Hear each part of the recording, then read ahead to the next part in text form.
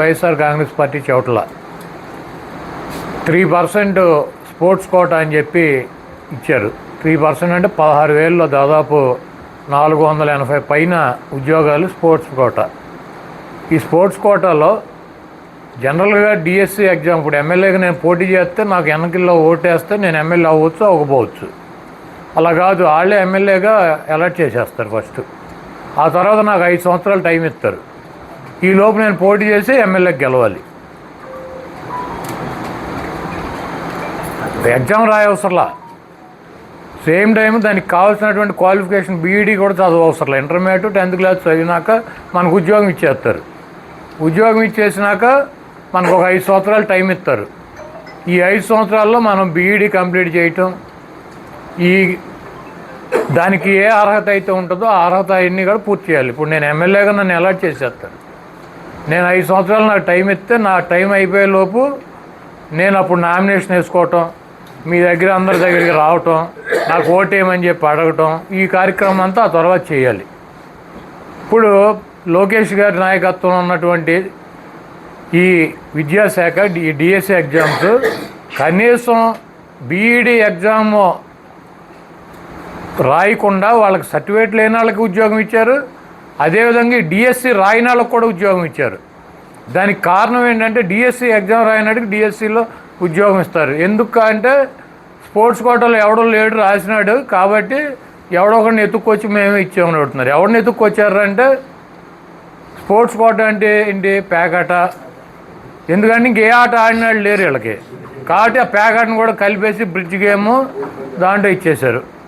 అదేవిధంగా ఈ గుడివాడలో ఏఎన్ఆర్ కాలేజీ ఉంటుంది, డిగ్రీ కాలేజీ, కేటీఆర్ కాలేజీ ఉంటుంది. ఈ 2 కాలేజీలకు ఎప్పుడో 10 సంవత్సరాల నాడు ఒక 2 విద్యార్థులు స్పోర్ట్స్లో పాల్గొన్నారు. వాళ్ళకేం ప్రైజులు రాలే, ఏం రాలే. ఈ 2 కాలేజీలో పాల్గొన్నారు. ఈ ప్రిన్సిపల్ ఆ ప్రిన్సిపల్ రాసి ఇచ్చారు, వీళ్ళిద్దరూ పెద్ద పోటుగాళ్ళు బాగా ఆడారని. దానికైనా ప్రైజులు వచ్చాయంటే ఏం రాలా, ఆడారు అంతే. కాబట్టి ఆడారు కాబట్టి కాలేజీ ప్రిన్సిపాల్ సర్టిఫికేట్ ఇచ్చాడు కాబట్టి ఆ సర్టిఫికేట్ని ఆధారం చేసుకుని మేము ఉద్యోగం ఇచ్చేసామని చెబుతున్నాడు. నాకు కరెక్ట్గా గుర్తులేదు కానీ పంజాబ్ కానీ హర్యానాలో కానీ ఈ ప్రకాష్ సింగ్ బాదల్ అనుకుంటా ఆయన ముఖ్యమంత్రి, వాళ్ళ అబ్బాయి ఏమో హర్యానా వాళ్ళ అబ్బాయి ఏమో ఇట్లా విద్యాశాఖ మంత్రి. ఇద్దరు బాబు కొడుకులు ఇద్దరు కలిసి సేమ్ టీచర్ ఉద్యోగాలు అమ్మేసుకున్నారు. అరెస్ట్ చేశారు. 7 సంవత్సరాలు జైలు శిక్ష పడింది ఆయన ముఖ్యమంత్రి గారికి. వీళ్ళు సడన్గా అంటే చదువులేని వాళ్ళు కూడా ఈ దేనికి ఏం కావాలని చెప్పే స్థాయిలోకి వీళ్ళు థాట్ ప్రాసెస్లో ఉంటున్నాయంటే దీంట్లో మనకు అర్థం కాదు. ఏదైనా కానీ ఒక స్పోర్ట్స్ కోటా నుండి ఏ కోటా నుండి ఏదైనా కానీ 16,000 పైగా, మొట్టమొదటికి 16,000 పైగా ఉద్యోగాలు ఇచ్చారు. అది వీళ్ళు చరిత్రలో ఎప్పుడు చేయలే. ఉద్యోగాలు ఈ జనాలకి ఏది మంచి జరిగిందో దాంట్లో మంచి పేరు వచ్చేద్దామో అని చెప్పేసి ఏదో ఒక చేస్తూ ఉంటారు బేసికల్ ఆరోపణలు. నేను అది పెట్టి అదే టైంకి అక్కడ కాక్రోచ్ అన్నారు, విద్యార్థుల అన్నారు. సో మనం కూడా జన్జీ ఉద్యమం అని చెప్పి లేదు. జన్జీ అంటే ఏంటో కూడా తెలియని వాళ్ళు వీళ్ళంతా బేసిక్గా. అదీగాక స్పోర్ట్స్ కోటాలో ఎక్కడ ఇవ్వాలనేది ఏదైనా కానీ జరిగితే కేసేయండి, మీకే తెలుసుదిగా. అది సరిగ్గా దొరకలేదని కేసేయండి హైకోర్టులో. పేకాటకి బ్రిడ్జ్కి గేమ్కి తేడా తెలియని వాళ్ళు వీళ్ళందరూ బేసిక్గా వాళ్ళేమో సొంతగా ఇక్కడ పేకాట క్లబ్బులను క్యాబరే డ్యాన్సులు పెడతారు. వాళ్ళు వచ్చి మాకు నీతులు చెబుతుంటే చూస్తానికి కూడా చిరాగ్గా ఉంటుందండి. ఏదైనా కానీ పేకాట సరే, అంటే పేకలతో ఆడేదే ఓకే, దాంట్లోకి అది తప్పు ఇవ్వకూడదు అని చెప్పేసి వాళ్ళ హైకోర్టుకి వెళ్ళమని లేదా సుప్రీంకోర్టుకి వెళ్ళమని చేసుకురమ్మని దీంట్లో చూద్దాం. వీళ్ళకి చేతగాక అది బ్రిడ్జ్ అనే గేము, అది ఇంటర్నేషనల్ స్పోర్ట్. ఆ ఇంటర్నేషనల్ స్పోర్ట్లో మనకి ఛాంపియన్షిప్లు జరుగుతాయి, అన్నీ జరుగుతాయి అక్కడ. దాంట్లో అలాంటి దాన్ని పట్టుకుని బేసిక్గా అది కూడా కేంద్ర ప్రభుత్వం అప్రూవ్ చేసిన గేమే, బేసికల్ గేమ్ ఫర్ దిస్ బేసిక్. దాంట్లో చేసిన వాళ్ళకి కూడా కొంతమందికి వచ్చినాయి. దాంట్లో మొత్తం అంతా స్పోర్ట్స్ కోట మొత్తం అంతా వాళ్ళకి ఇచ్చేసామన్నట్టు మాట్లాడతారు. పిచ్చోళ్ళం మంచోళ్ళకి కూడా తెలియదు. దాంట్లో మెయిన్గా స్పోర్ట్స్ కోటాకి మేము గర్వంగా చెప్పుకున్నాం, ఎస్ స్పోర్ట్స్ కోటాలో ఉద్యోగాలు ఇస్తున్నాం. అది చాలా ఇంపార్టెంట్. స్పోర్ట్స్ అనేది ప్రజలకు జనాలకు కావాలి. వీళ్ళకి తెలీదా ఏమీ తెలియదు. పదే పదే చెప్పిందే మళ్ళీ మళ్ళీ చెబుతుంటే ఎప్పటికప్పుడు జనాలు నమ్ముతారు. పాత ఫార్ములా అండి, ఇంతకుముందు నమ్మారు పాపం ప్రజలు తెలియక, వీళ్ళేంటో తెలియక నమ్మారు.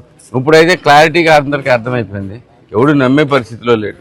ఇలా జంజీలు గింజీలు అని మాట్లాడుతున్నప్పుడు ఇప్పుడు వీళ్ళు ఇప్పుడు మన ఈ బ్యాచ్ జంజీ అని మాట్లాడుతుంటే వినటానికి కూడా నోటమాట వినటానికి కూడా చీదరగా ఉంది.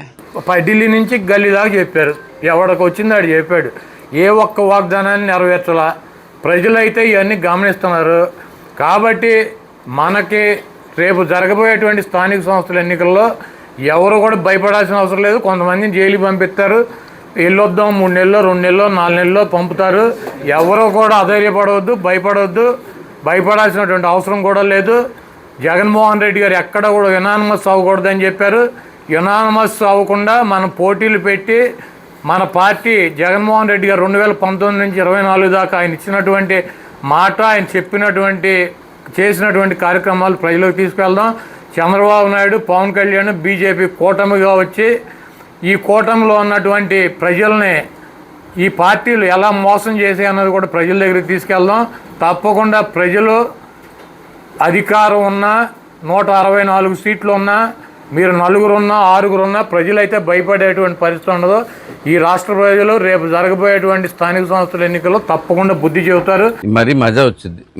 మరీ బోసిగా ఉంది. బేసిక్గా గుడివాడంతా ఒక బ్లాండ్కి వెళ్ళిపోతుంది దీంట్లో.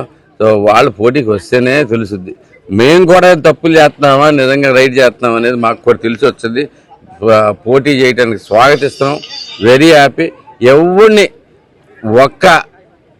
ఒక్క మాజీ ఎమ్మెల్యే తప్పితే ఎవరు జైలుకి వెళ్ళాలని మేము ఎవ్వరూ కోరుకోవట్లేదండి. క్లారిటీగా చెబుతున్నాం. వైసీపీ వాళ్ళు ఎవరూ జైలుకి వెళ్ళాలి కానీ జైలులో పెట్టిద్దాం అనేది కానీ గుడివాడలో అయితే కానీ మేము కోరుకోవట్లే. ఇక్కడ మాజీ ఎమ్మెల్యే మాత్రం ప్రతి రాష్ట్రం కోరిక, ఎందుకంటే అంత భయానకమైన ఇది ఉంది కాబట్టి. అయినా కానీ గెలితే ఆయన ఒక్కడే వెళ్తాడు. నేను వెళ్తాను అని రెడీగా ఉన్నాడు. మరి ఎప్పుడో లోకేష్ గారు చూసి సరే వెళ్తానంటున్నాడు కదా అని పంపిస్తాడని చూద్దాం. కాబట్టి ఎంత నీచానికైనా ట్రాప్ చేయడానికి భార్యలను వాడతారు, పోలీస్ డిపార్ట్మెంట్ను వాడతారు. అంటే పోలీసులు అంటే మనమేమనుకుంటాం మనకు రక్షణగా ఉంటాం, వాళ్ళు వచ్చారనుకుంటాం. ఆఖరికి ఫైనల్గా ఏంటంటే వాళ్ళ బట్టలు ఆలోచించుకుని మన మీద పెడతారు. కాబట్టి అసలు ఎవరిని నమ్మేటువంటి పరిస్థితి లేదు. చాలా అప్రమత్తంగా ఉండండి, జాగ్రత్తగా ఉండండి. అయినా కూడా కొన్ని తప్పవు, వెళ్ళొద్దాము. రేపు జరగబోయేటువంటి మున్సిపల్ ఎన్నికల్లో కానీ, జిల్లా పరిషత్తులో కానీ, మండల పరిషత్ ఎన్నికల్లో కానీ మన పార్టీ చేసినటువంటి కార్యక్రమాలని, తెలుగుదేశం పార్టీ కూటమి ప్రభుత్వం ఇచ్చినటువంటి వాగ్దానాలని, వాళ్ళు చేసినటువంటి మోసాలని కూడా అన్నింటినీ కూడా ప్రజల దృష్టికి తీసుకెళ్ళి డెఫినెట్గా వైఎస్ఆర్ కాంగ్రెస్ పార్టీ అభ్యర్థులను గెలిపిస్తాక మనం అందరం కలిసి పనిచేద్దాం. నేను ప్రజల్లో ఉంటున్నా, మా నాయకులు ప్రజల్లో ఉంటున్నారు. ఏ మాత్రం సంబంధం లేకుండా, ప్రజలతో సంబంధం లేకుండా తిరుగుతున్నారు. మీరు చూసుకోండి. ఎక్కడైనా కానీ మీటింగ్ అంటే వాళ్ళు ఎక్కడ పెడుతున్నారో కూడా తెలియకుండా గబగబా ఎక్కడో చీకట్లో పెట్టేసుకుని గబుకుని వెళ్ళిపోతూ ఉంటారు. కానీ మీటింగ్ అంటాం, జనాల్లోకి వస్తాం, జనాల్లో ఇది ఉందని చెప్పటం, ఈ ప్రాబ్లం ఉందని చెప్పటం, ఈ సాల్వ్ చేయమని చెప్పటం కానీ ఏది లేదు. ప్రజల్లో ఎక్కడైనా తిరిగింది ఎక్కడ ఉందా, ఏ ఊరన్నా వెళ్ళాడా, తనైనా తన కార్యకర్తలైనా అతను ఎటు జరగడం అందరికీ తెలిసిందే. కనీసం కార్యకర్తలు కూడా మానేశారు ఇప్పుడు. బేసిక్గా ఎవరికి ఇంట్రెస్ట్ కూడా లేదు అక్కడ. కాకపోతే ఈ మొన్న వెళ్ళినప్పుడు జగన్ గారు ఏదో తిట్టుంటాడు, నువ్వు క్రియాశీలకంగా లేవని చెప్పి ఇక్కడ స్టేట్మెంట్ ఇస్తే క్రియాశీలకం అయిపోతాడు అనమాట. ఇట్లాంటి డ్రామాది ఇంత ముందు నడిచినాయండి, ఇప్పుడు నడవదో. ఇక్కడ మేము తెలుగుదేశం కార్యకర్తలు అందరం కలిసికట్టుగా, అలాగే కూటమి కార్యకర్తలందరం కూడా, జనసేన కార్యకర్తలందరం కూడా కలిసికట్టుగా ప్రజల్లో ఉంటున్నాం. వాళ్ళకి ఏం సమస్యలు వచ్చినాయో చూసుకుంటున్నాం. మేమంతా సాల్వ్ చేసుకొస్తున్నాం. మాకు తిరిగే లేదు దాంట్లో 100%. అది ప్రజలే చెప్తారు. మేము తప్పులు చెబుతున్నా కానీ ప్రజలే చెబుతారు. అందుకని ఇప్పుడు డోర్ టు డోర్ వెళ్తున్నాం కూడా అదే. మీరు తప్పులు చేస్తున్నారు అంటే ఏం చేస్తున్నాము, ఎలా సరిదిద్దుకోగలం అనేది కూడా మాకు తెలుసు బేసికలీ. సో మేము సాధ్యమైనంత వరకు తప్పు అనేది జరగకుండా చూసుకుంటా ఉన్నాం. Thank you.